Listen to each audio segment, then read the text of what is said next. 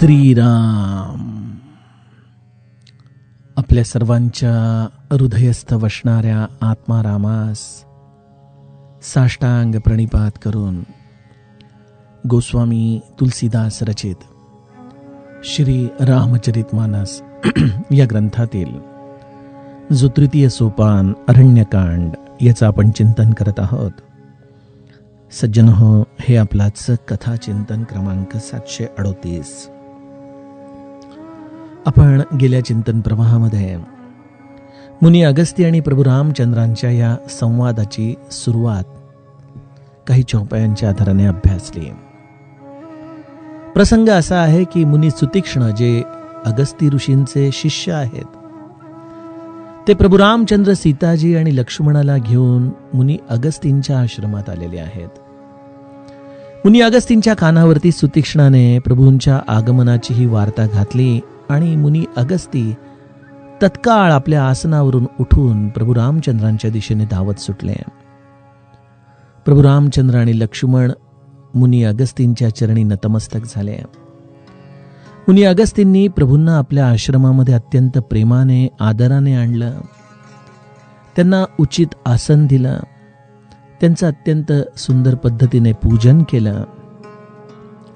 सर्व या मुनी अगस्तींच्या शिष्यांना देखील प्रभू रामचंद्रांच्या दर्शनाची कृतार्थता प्राप्त झाली. प्रभू रामचंद्र तत्पश्चात मुनी अगस्तींशी संवाद करू लागले आणि कुठलाही विषयाची प्रस्तावनेमध्ये वेळ न घालवता प्रभू रामचंद्रांनी थेट जणू काही विषयालाच हात घालावा त्या पद्धतीने मुनी अगस्तींना आपलं हे निवेदन दिलं की माझं येण्याचं प्रयोजन काय आहे. म्हणजे केवळ या आश्रमामध्येच नाही, तर या निर्गुण निराकार परमात्म स्वरूपामधून हे सगुण साकार रूप घेण्याचं जे प्रयोजन आहे ते आपण जाणताच. मी निश्चय केला आहे की या पृथ्वीला राक्षस विरहित करीन, परंतु या पृथ्वीला राक्षस विरहित करण्यासाठी केवळ माझे बाण, माझं सामर्थ्य हा एकमेव भरोसा मी ठेवू शकत नाही. त्यासाठी मला आपल्यासारख्या सद्गुरूंकडून मार्गदर्शन हवंय, अनुग्रह हवाय, मला मंत्र हवाय की ज्या आधाराने ही पृथ्वी मी राक्षस विरहित करू शकेन. जे लौकिक चरित्रामध्ये प्रभू रामचंद्रांचं कार्य, तेच आज त्याच्या नामाच्या आधाराने साधकाच्या अंतरंगामध्ये देखील हे कार्य घडतं.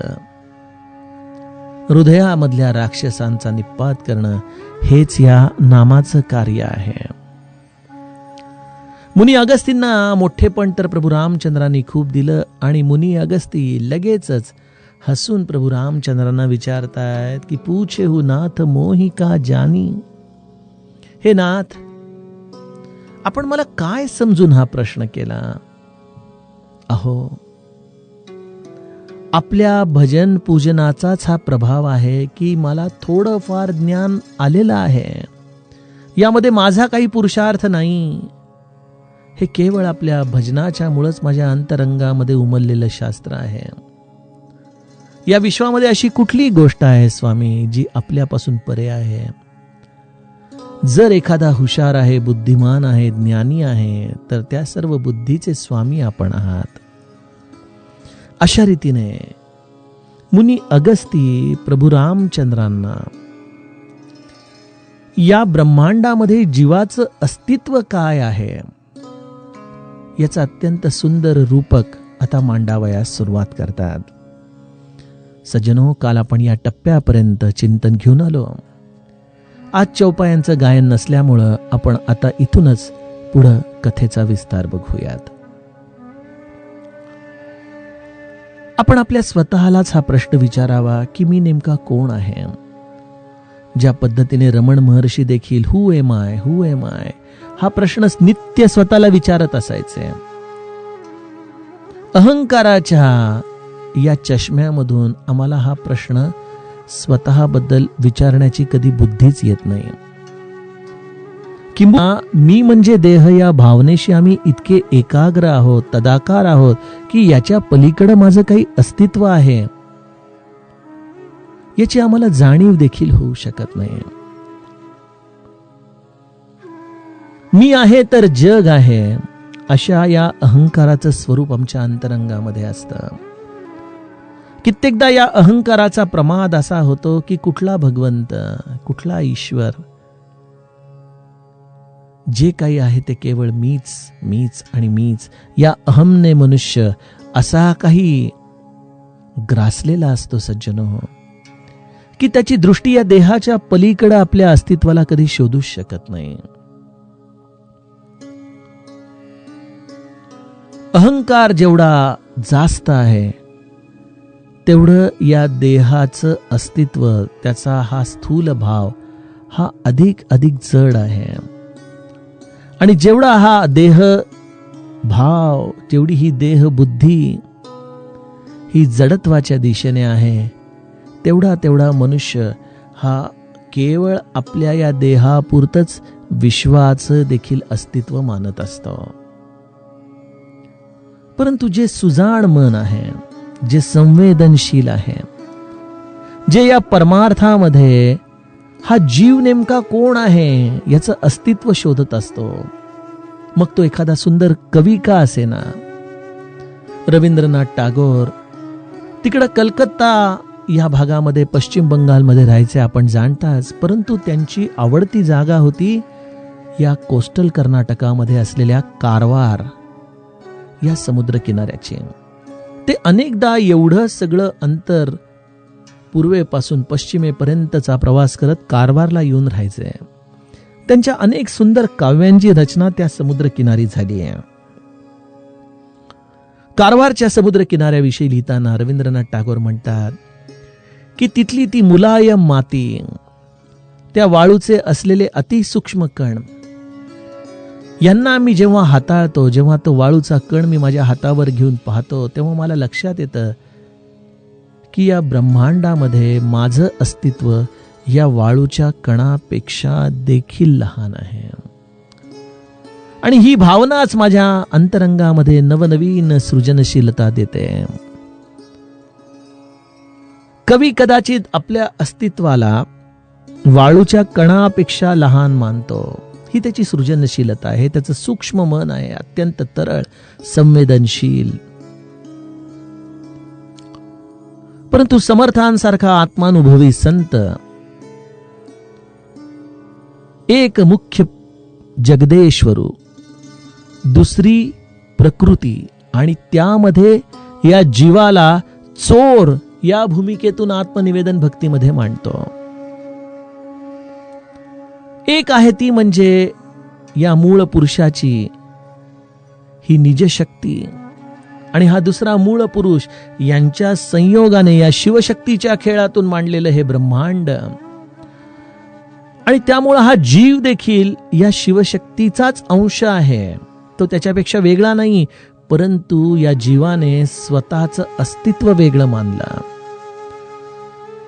ज्याचं खरं कुठलंही अस्तित्वच नाही. कवी मन म्हणते की मी वाळूच्या कणापेक्षा सूक्ष्म आहे, परंतु संत समजतात की या जीवाला मुळात स्वतःचं अस्तित्व नाही.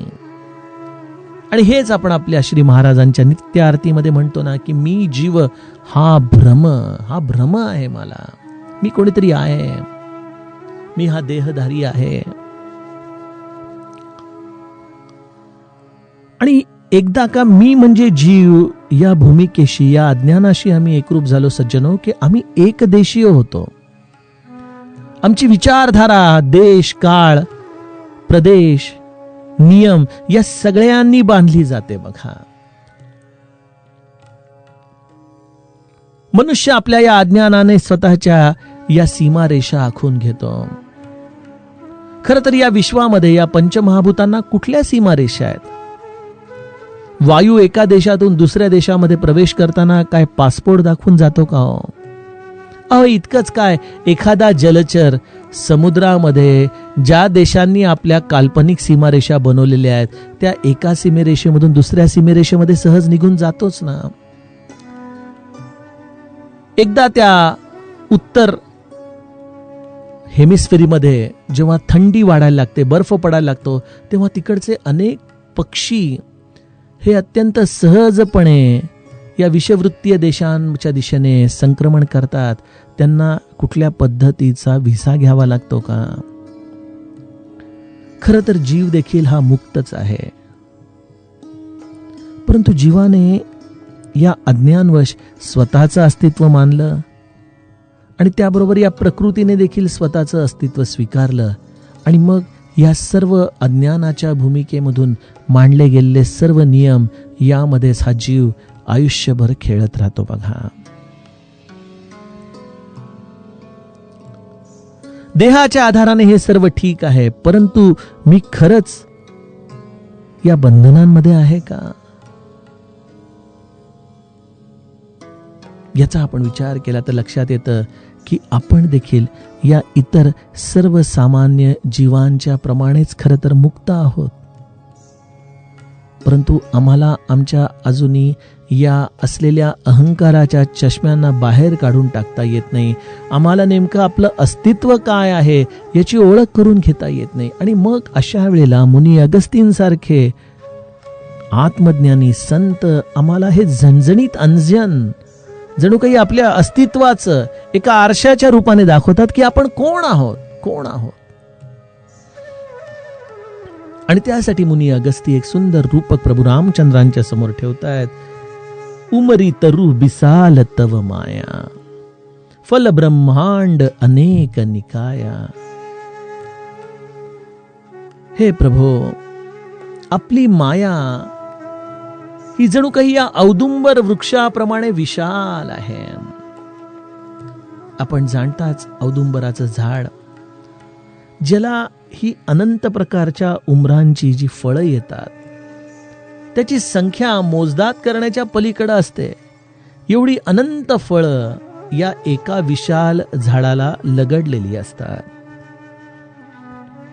गोस्वामीजी म्हणतायत की प्रभू, तुझी निज माया, तुझी निज शक्ती ही या औदुंबर झाडाप्रमाणे विशाल आहे आणि त्यामध्ये जसे मोजदाद करण्याच्या पलीकडं फळं लगडलेली आहेत त्याप्रमाणे एक एक फळ म्हणजे एक एक ब्रह्मांड. फल ब्रह्मांड अनेक निकाया. अनंत ब्रह्मांड या मायारूपी औदुंबराच्या झाडाला लगडलेली आहेत. आणि आपण बघतो या फळाच्या आतमध्ये उघडल्यानंतर स्वाभाविकपणे काहीतरी कृमी कीटक हे या फळाच्या आतमध्ये वस्ती करत असतात. त्याप्रमाणे मुनी अगस्ती म्हणतात की त्या एका फळाला जर चिरून बघितलं तर त्यामध्ये जीव चराचर जंतू समाना, भीतर बसहीन जानही आना. त्यामध्ये अनेक चर आणि अचर जीव, या औदुंबर फळाच्या आतमध्ये राहणारे छोटे छोटे जंतू हे एकेका फळामध्ये ज्या पद्धतीने राहतात त्याप्रमाणे आम्ही सामान्य जीव या एवढ्या मोठ्या मायेचा हा वृक्ष, त्या वृक्षावरती लागलेली लक्षावधी नव्हे कोट्यावधी ही फळं आणि त्या एक एक फळाच्या आतमध्ये वस्तीला असणारा जीव जंतू. आता बघा, जर आपण आपल्या या पृथ्वीचं या एका सूर्यमालिकेमधलं जर स्थान बघितलं तर ते देखील अत्यंत नगण्य आहे, अत्यंत नगण्य. म्हणजे आपल्या ग्रहमालिकेमध्ये हे तर ब्रह्मांड नाहीये, कारण की किती आदित्य आहेत, 10 आदित्य. मनोबोधामध्ये समर्थांनी श्लोक मांडलेलाच आहे. आणि एवढ्या सर्व आदित्यांना मिळून एक ब्रह्मांड झालं म्हणजे एक फळ. त्या एका ब्रह्मांडामध्ये आपला सूर्य जर या सर्व सूर्यांच्या समोर बघायला गेला तर अत्यंत लहान. त्या सूर्यांमध्ये आपल्या सूर्याच्या भोवती असलेलं या ग्रहांची मालिका याचा विचार केला तर त्यामध्ये पृथ्वी अत्यंत छोटी. ह्या पृथ्वीवरती मी ज्या गावामध्ये राहतो त्याचं अस्तित्व या पृथ्वीच्या समोर मोजायला गेलं तर समुद्राच्या समोर खसखशीचं जे उदाहरण आहे तशीच आमची अवस्था आहे.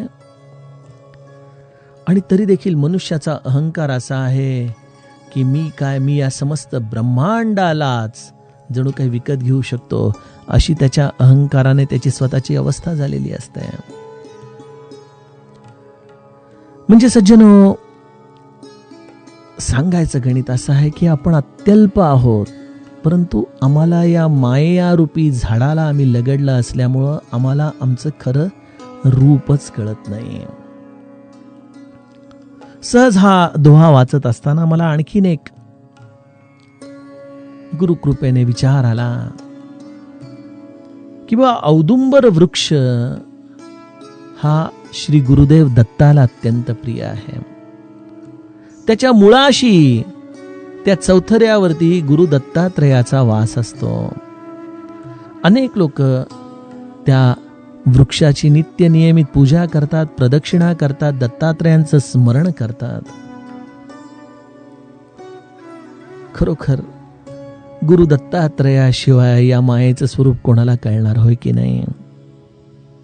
या औदुंबर वृक्षाची ही माया आणि त्यामध्ये असलेल्या या जीवजंतूप्रमाणे या जीवाचं अस्तित्व, या सगळ्याचा तारतम्य भावच मुळी या दत्तात्रयांच्या अंतरंगात आहे. आणि म्हणून कदाचित या मुळापाशीच यांचं अस्तित्व आहे.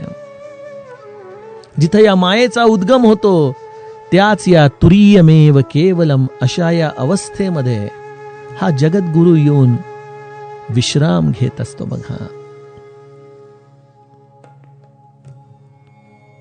आणि त्यामुळं खरोखर या ब्रह्मांडामध्ये आमचं कणभर देखील अस्तित्व नाही. आणि याची जितक्या लवकर आम्हाला अनुभूती येईल, जितक्या लवकर आमच्या बुद्धीला हे पटेल. आपण म्हणाल हो पटलं ना आम्हाला, परंतु नुसतं शब्दाच्या आधाराने पटून होत नाही. आमच्या हे कृतीमध्ये यावं लागतं. आमच्या प्रत्येक गोष्टीमध्ये जो अहंकार ठासून भरलेला आहे, तो अहंकार या चिंतनातून विरघळायला हवा. मी मी मी या भूमिकेमधून आपण जे आपल्या स्वतःच्या अहमचं प्रदर्शन नित्य करत असतो, तो सर्व काही आपल्या भ्रमाचा भोपळा आहे. हेच जणू काही मुनी अगस्तींच्या या चिंतनाला जर आपण आपल्या हृदयामध्ये उतरवलं तर आपल्या हृदयामध्ये हा भाव निश्चितपणे आमच्या आचरणात बदललेला दिसेल.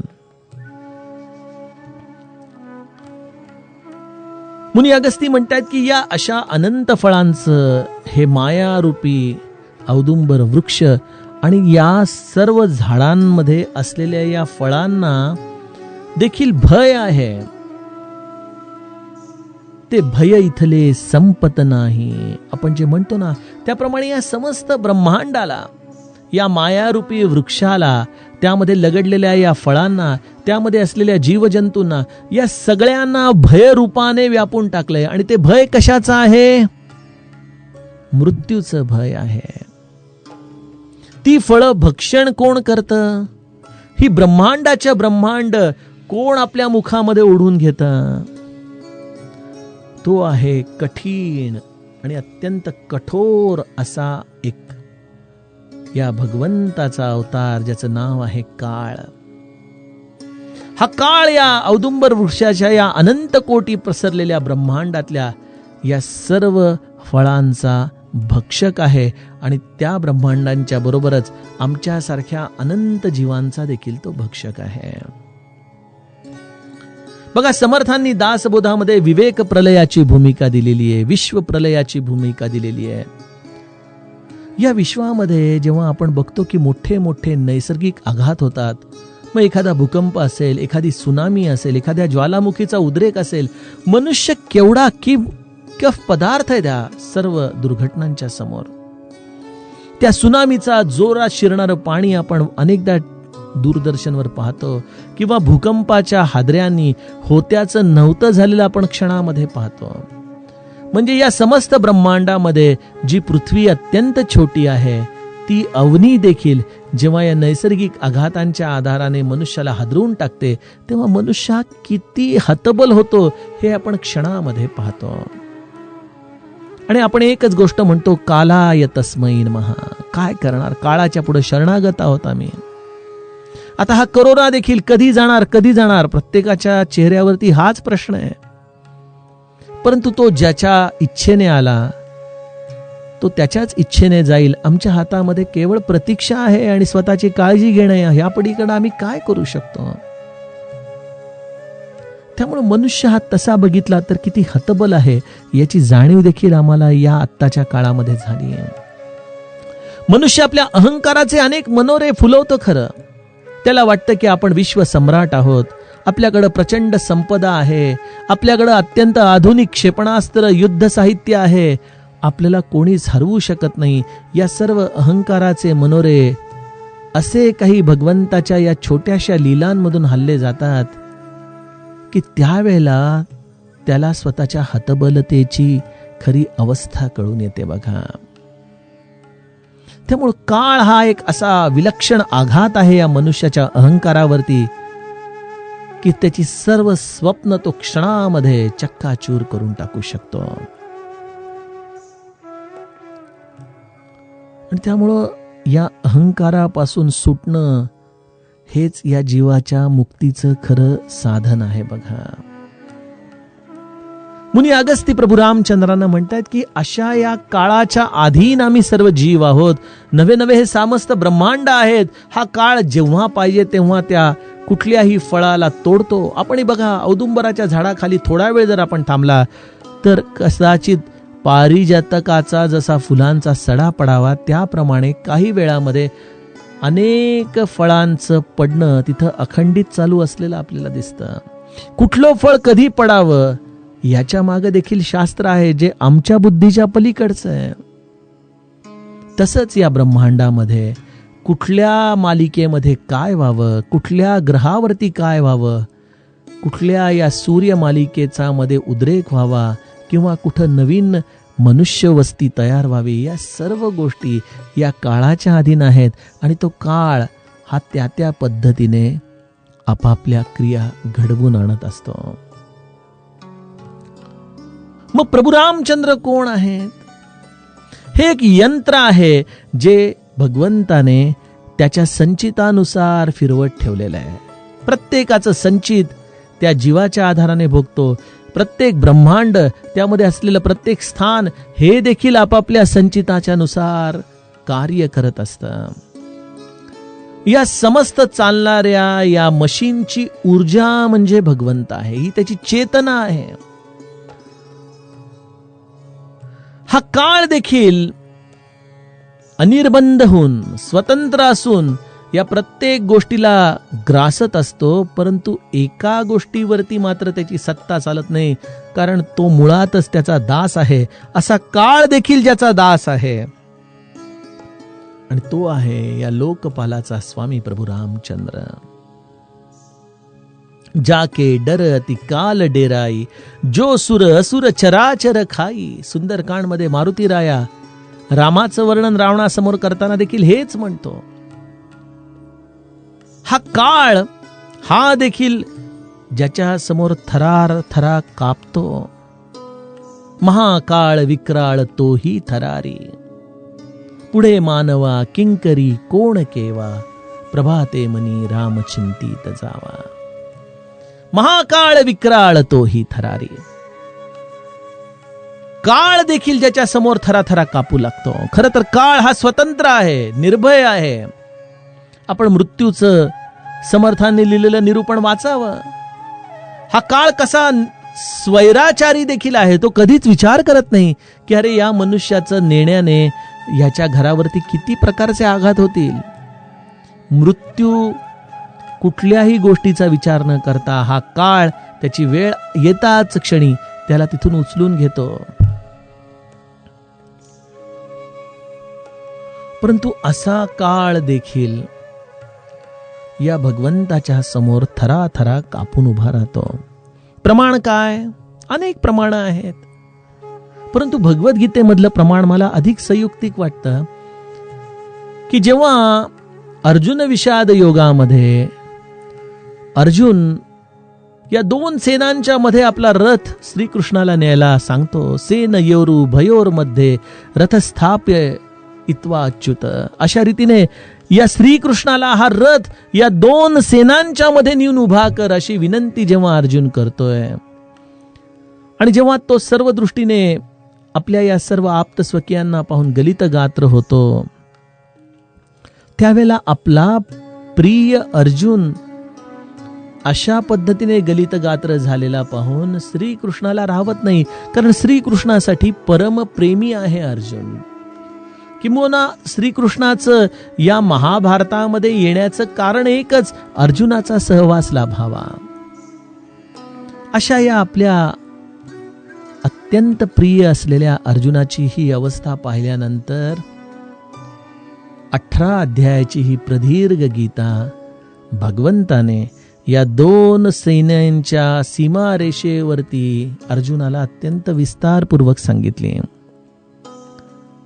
एवढ्या 11 औक्षहिणी कौरव सेना, 7 औक्षहिणी पांडव सेना, एवढा प्रचंड तिथं जनसमुदाय या कुरुक्षेत्रावरती उभा आहे आणि त्यामध्ये हा रथ थांबवून 18 अध्यायाची प्रदीर्घ गीता सांगतो. भले असेल भगवंत, परंतु लोक काय इतक्या वेळ ताटकळत उभी राहिली? आज जरी आम्ही गीतेचं पारायण करायला बसलो तरी साधारणतः 3.5-4 तास लागतात एक पारायण करायला. आमच्या बरोबर बसलेला एखादा श्रोता देखील नंतर चुळबुळ करू लागतो. जर त्याला वाचता येत नसेल तर म्हणतो येतो थोड्या वेळाने, उठून निघून जातो. इथं एवढ्या 18 औक्षहिणी सेना यांची गीता ऐकत उभ्या राहिल्या असतील असं वाटतं का आपल्याला? माझ्या अंतरंगात गुरुकृपेने एकच वाटतं की श्रीकृष्णाने काळाला थांबवून ठेवलंय. कोणाला कळालंच नाही. सगळ्यांना वाटलं की अर्जुन गेला, सीमारेषेपासून परत आला, केवळ एक क्षणाचा हा प्रवास होता असंच समोरच्यांना वाटेल. परंतु या एका क्षणामध्ये श्रीकृष्णाने समस्त या काळाला जणू काही रोखून ठेवलंय. भगवंत हा काळाचा स्वामी आहे. तो त्याच्या इच्छेने काळाला थांबवून ठेवू शकतो. इतकंच काय, संत देखील एखाद्या जीवावरती जेव्हा कृपा करतात आणि त्याच्यासाठी म्हणून संत त्याची काळ गती देखील बदलून टाकतात.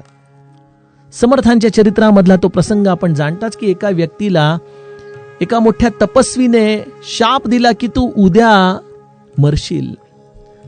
आणि समर्थांचा हा भक्त चळाचळा कापत समर्थांच्याकडे आला आणि मला म्हणाला की त्यांचे शब्द कधी खोटे होत नाहीत. समर्थ, मला आता उद्या देह सोडून जावं लागणार. समर्थांनी फक्त त्याच्याकडे पाहिलं, म्हणाले तुला काही होणार नाही, उद्या त्या वेळेच्या आधी माझ्याजवळ येऊन बस. जेव्हा तो दुसऱ्या दिवशी आला तेव्हा समर्थांनी फक्त आपल्यावरचं घोंगडं त्याच्याकडे फेकलं आणि म्हणाले की त्या घोंगड्यावरून उठायचं नाही, मी सांगत नाही तोपर्यंत. आणि जणू काही ती व्यक्ती त्या घोंगड्यावरती बसली आणि काळ त्याच्या भोवती नाचू लागला त्याला नेण्यासाठी. परंतु सद्गुरूचं सामर्थ्य असं आहे की तो काळ त्याच्या इच्छेशिवाय, त्याच्या आज्ञेशिवाय त्याच्या जीवाला स्पर्श देखील करू शकला नाही. त्यामुळे प्रभू रामचंद्र काळाचे स्वामी आहेत आणि त्याचे अत्यंत प्राणप्रिय असे असलेले संत देखील काळाचे स्वामी आहेत. त्यांच्याकडे देखील हा अधिकार भगवंताने जणू काही दिलेला आहे. असा हा भगवंत जो परमश्रेष्ठ आहे, ज्याच्या या सामर्थ्याला, ज्याच्या या अधिकाराला कुठलीही सीमा नाही, असा हा प्रभू इथं मनुष्य रूपामध्ये मुनी अगस्तींच्या आश्रमामध्ये येतोय काय? आणि मुनी अगस्तींना मनुष्याप्रमाणे सामान्य प्रश्न विचारतो की मी राक्षसांचा निपात कसा करू? आणि म्हणून मुनी अगस्ती हसून प्रभू रामचंद्रांना म्हणतात, ते तुम सकल लोकपती साई, पूछहु मोही मनुज की नाही. मला एका साधारण मनुष्यासारखा तू प्रश्न करतोयस रामा की मी राक्षसांना कुठल्या मंत्राच्या आधाराने मारू? तू तर समस्त लोकपालाचा स्वामी आहेस, या काळाचा देखील स्वामी आहेस.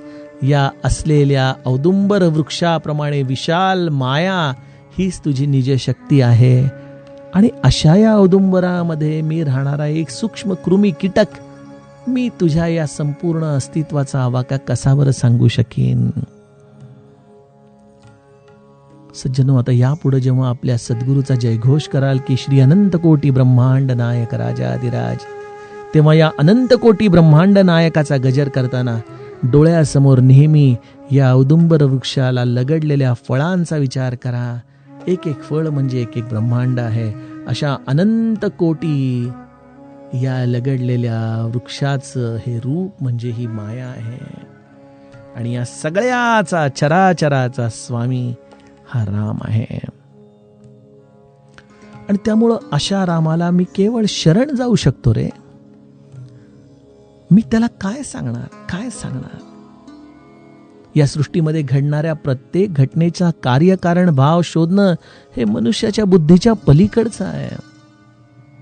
आणि त्यामुळं अशा मनुष्य बुद्धीच्या पलीकडं असलेल्या गोष्टीचा जो स्वामी आहे, त्या स्वामीला मी कुठला मंत्र देणार, कुठली दिशा देणार.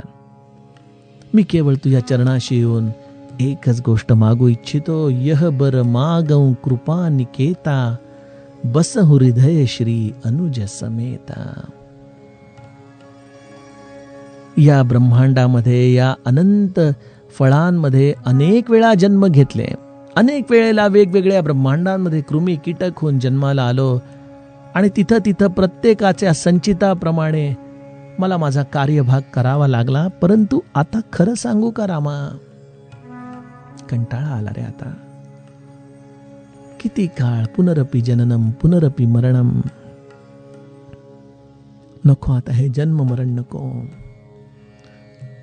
आणि आज अनायासे मला तू अशी संधी मिळवून दिलीस की या मायारूपी असलेल्या या औदुंबर वृक्षामध्ये एक छोटंसं कृमी कीटक होऊन राहण्यापेक्षा ती माया ज्याची निजशक्ती आहे अशा या परमात्म्याशी तद्रूप होण्याची ही तू संधी मला मिळवून दिलीस. आणि ती संधी आयुष्यामध्ये फार कमी लोकांना मिळते. आज ते सद्भाग्य माझ्या डोळ्यासमोर चालत आलंय. आणि त्यामुळं मी केवळ एकच गोष्ट मागतो. या मुक्तीचं रहस्य मी तुझ्याजवळ मागतो. आणि ते मुक्तीचं रहस्य आहे यह बर मागऊ कृपा निकेता, बसहु हृदय श्री अनुज समेता. मी तर केवळ एकच वर मागतो रामा, नाही म्हणू नकोस. आपण श्री सीतामाई आणि छोटे बंधू लक्ष्मणजी, आपण तिघांनीही माझ्या हृदयामध्ये नित्य नित्य निवास करावा. हेच समस्त मुक्तीचं एक सुंदर विधान आहे. आणि ते आपण मला प्रदान करावं. मुनी अगस्तींनी अत्यंत लवलीन होऊन आत्मज्ञानी असूनही भगवंताच्या समोर जे नेमकं मागायला हवं ते मागितलं. आणि यावरून मुनी सुतीक्ष्णाचा गुरु कसा असला पाहिजे हेच जणू काही मुनी अगस्तींनी आपल्या या आचरणातून दाखवून दिलेलं आहे. सज्जनहो, असं हे ब्रह्मांडाचं स्वरूप आपण या कथाभागामध्ये समजून घेतलं. आणि तत्पश्चात मुनी अगस्ती प्रभू रामचंद्रांना आता या कार्याची जी पुढील दिशा सांगणार आहेत त्याचं चिंतन आपण उद्याच्या कथाप्रवाहामध्ये करूया. जानकी जीवन स्मरण. जय जय राम.